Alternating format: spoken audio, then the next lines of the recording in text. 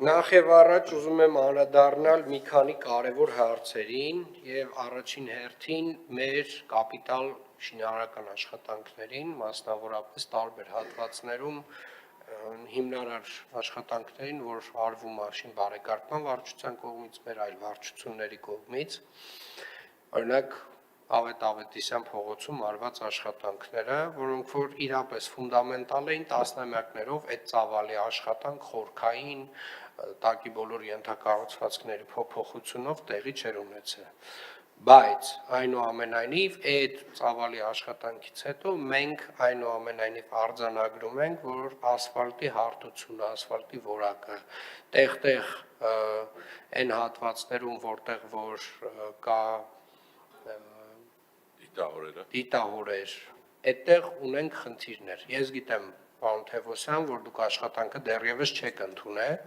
բայց սա շատ կարևոր խոսակցություն է եւ շատ կարևոր արձանագրում է։ Երբ որ մեր կապալառուները այդ աշխատանքը անում են, իրանք պետք է հասկանան, որ այդ ծավալի աշխատանքից հետո ասֆալտապատումը պետք է լինի իդեալական։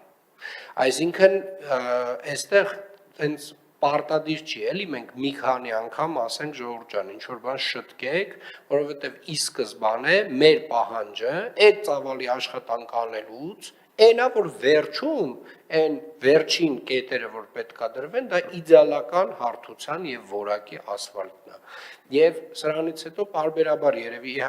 մենք չենք ընդունել դեռևս շտկումների ժամանակ ունեն, բայց այնուամենայնիվ ի սկզբանե այս հատվածը բոլորին պետքա գրագետ կոմունիկացնենք։ Նույնը վերաբերվում է մեր բոլոր մնացած աշխատանքներին։ Տեսեք, Կիևյան կամուրջում ահռելի ծավալի գործ է արվում, ոնց որ թե լավ էլ մասնագետներ կան հենց կամուրջի մասով,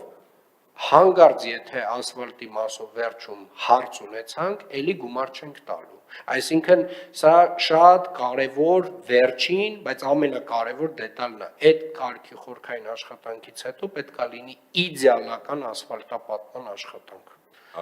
Սա այդպես։